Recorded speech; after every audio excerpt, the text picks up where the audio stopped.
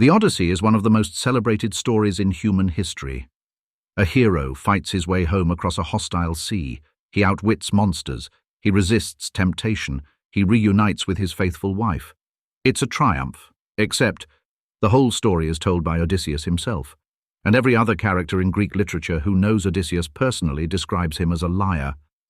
So how much of the Odyssey do we actually believe? That's not a rhetorical question. That's the question Homer left in the text on purpose, and the answer changes everything.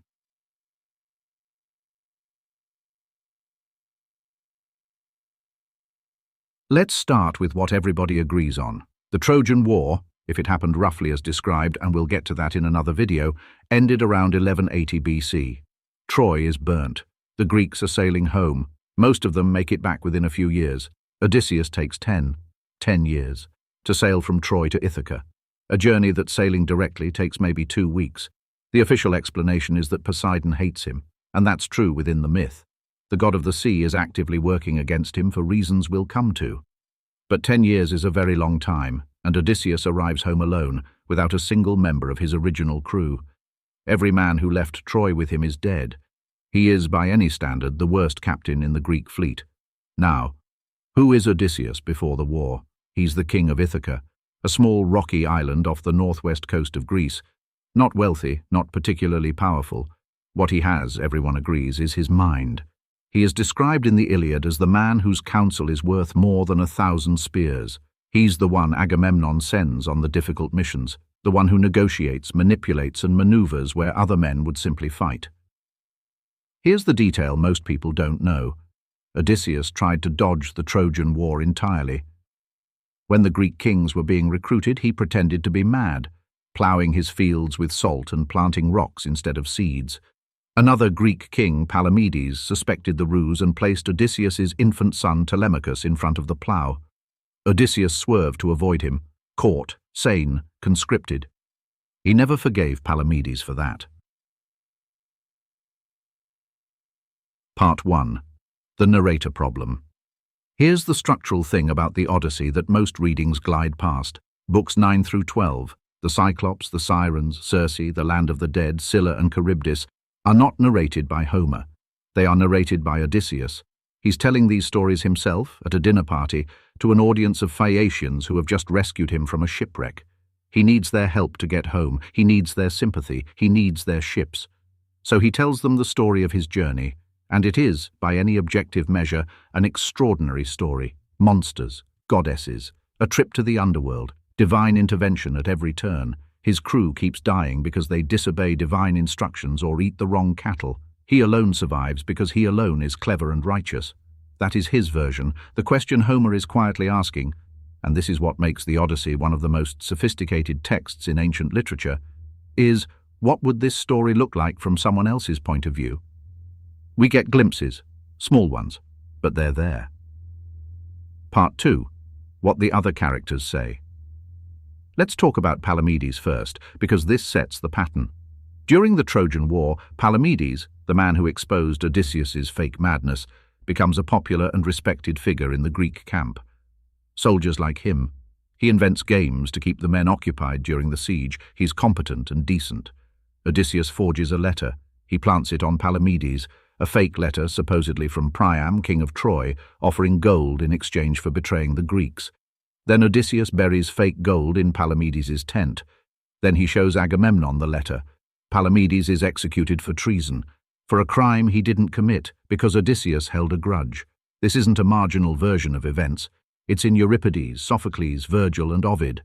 Homer doesn't include it because the Odyssey is Odysseus's story told by Odysseus, and Odysseus doesn't mention it. But every other Greek author who touches the Trojan War knows what happened to Palamedes. Now, Achilles. In the Iliad, Achilles despises Odysseus. His is explicit. When the embassy comes to Achilles' tent with Agamemnon's offer, riches, kingdoms, his stolen prize returned, it's Odysseus who speaks first, making the smooth political case for Achilles to return. Achilles' response is one of the most devastating insults in the poem. I hate like the gates of Hades, the man who hides one thing in his heart and says another. He's talking directly to Odysseus. He's saying, you are a liar and I can see through you. Ajax says something similar when his turn comes. Less eloquent. Ajax is not an eloquent man, but the same point. There's something wrong with Odysseus, something that doesn't sit right with men who value straightforwardness. And then there's Sophocles. In Ajax, one of the great Greek tragedies, Odysseus is the figure who manipulates events to deny Ajax the armor of Achilles after Achilles' death. Ajax, who arguably deserved it most, is defeated in a rigged contest of words. Odysseus wins. Ajax goes mad and kills himself. In that play, Sophocles doesn't make Odysseus a villain exactly. He makes him something more uncomfortable, a man who wins by the rules of his game while others die by theirs. I didn't know that moment #1. Odysseus's name in Greek, Odysseus, is related to the verb odysseusthai, meaning to cause pain or to be the object of anger and hate. His grandfather Autolycus, a famously gifted thief and liar, a son of Hermes, the god of deception, named him. He named his grandson He Who Causes Pain, or depending on the translation, He Who Is Hated. That name was given deliberately.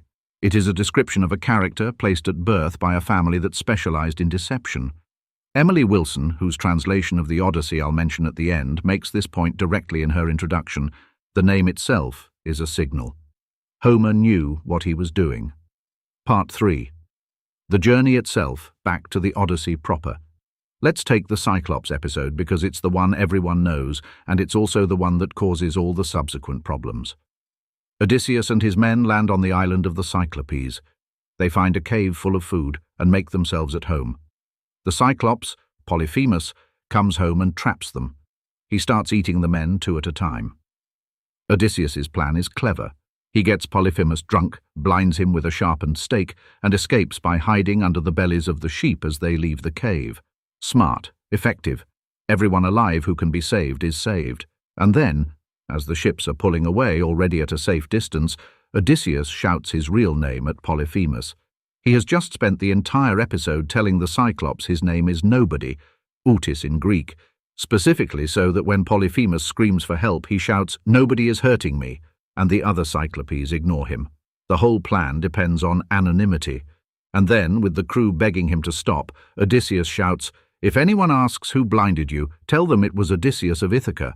His men beg him to shut up. He keeps shouting. Why? Homer's word for it is megalatoria, roughly boastfulness, the need for glory and recognition.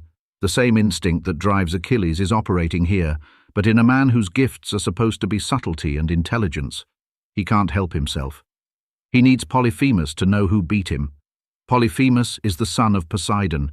He prays to his father for revenge. Poseidon hears him. 10 years, every man dead, because Odysseus needed credit. I didn't know that moment #2. The crew doesn't just die through bad luck. In almost every episode, their deaths are preceded by a direct warning from Odysseus that the men then ignore, or a direct order from Odysseus that the men disobey. But here's the thing. We only have Odysseus's account of what he told them. He is the sole survivor. He is telling this story to an audience whose help he needs. There is no corroborating witness. In the Cattle of the Sun episode, where the men eat the sacred cattle of Helios and are destroyed for it, Odysseus says he was asleep when they made the decision. He couldn't stop them. He warned them before he went to sleep. He was asleep. Conveniently. Part 4. Circe, Calypso, and the Faithful Husband. The Odyssey spends considerable time on Odysseus's relationships with 2 goddesses, Circe and Calypso. Circe keeps him for a year. He sleeps with her, eats well, and leaves when his men remind him they want to go home, not when he decide. Isu, when the crew pushes him. Calypso keeps him for 7 years. He sleeps with her. He eats well. Homer tells us he cries every day on the beach, looking toward home, but then goes inside each night to sleep with Calypso, as was necessary, for she compelled him. That phrase has generated 1,000 years of argument. Emily Wilson translates it more bluntly than most. She was a goddess with power over him, and he had no choice. Others read it as a polite excuse for a man who wasn't trying. Well, I screwed up the timeline. Badly. When I made that video about Odysseus being a darker character than most people realize, I said Homer was deliberately showing us a hero who gets all his men killed through selfishness and poor leadership.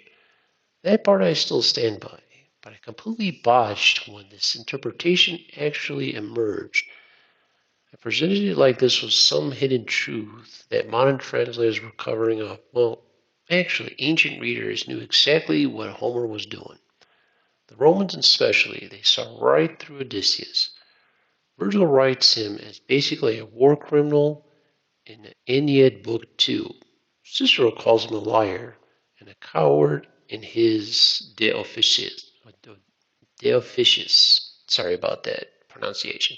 This wasn't some secret scholarly discovery from the 1960s that I was bringing to light. The ancients were having this debate 2,000 years ago.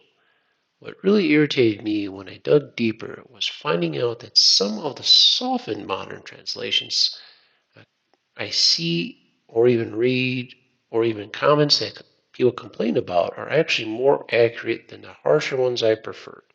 Resourceful isn't always a cop-out translation of polytropos. Sometimes cunning really is morally neutral in the original Greek theater, and I was reading the Christian concepts of virtue back into a Bronze Age story.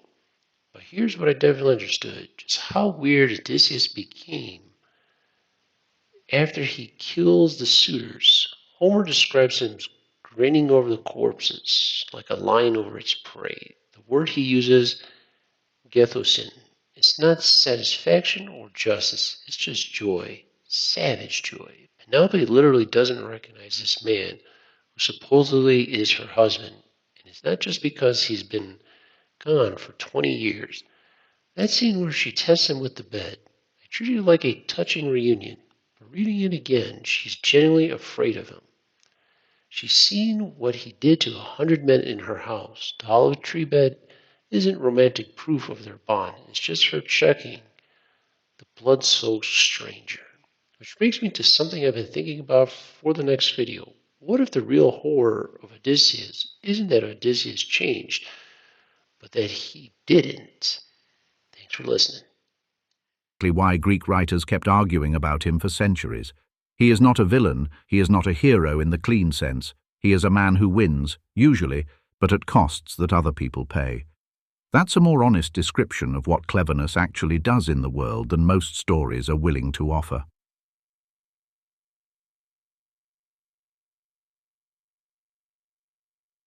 There's a moment near the end of the Odyssey, after the suitors are dead and Odysseus has revealed himself to Penelope, where she tests him. She tells a servant to move their marriage bed. Odysseus explodes. He built that bed himself. One post is a living olive tree rooted in the earth, impossible to move. Only he and Penelope and one servant know this. It's proof of identity. She's not being cruel, she's being careful. She's being in her own way exactly as clever as he is. Homer gives us a marriage of equals. Two people who survived 20 years apart by being the smartest people in whatever room they were in. There is something genuinely moving in that reunion, not despite the complications of Odysseus's character, but because of them. He's not a good man by any simple standard. He lies, he manipulates, he gets his crew killed and tells a story that makes it their fault. He tests the wife who never doubted him. And yet he gets home. He rebuilds what was broken. He finds the one person in the world who understands him well enough to test him back. Maybe that's what Homer actually wanted us to sit with. Not Odysseus is a hero and not Odysseus is a fraud, but what does it cost to be this kind of person? And what, if anything, makes it worth it? I don't have a clean answer. I don't think Homer did either. If you want to sit with the text yourself, Emily Wilson's translation is the one I'd point you to. It's the first complete English translation by a woman, and she brings exactly the right skepticism to it. She doesn't smooth over the difficult parts or let Odysseus off the hook. The introduction alone is worth the price. Link is in the description. Next time, Thermopylae, 300 Spartans. Except there weren't 300, they weren't all Spartans, and the pass wasn't why it mattered. The real story is stranger than the film, and the consequences changed the shape of the entire Western world. End of EP 002 script word count. Approximately 2,650 vertical bar runtime estimate. 20-24 minutes.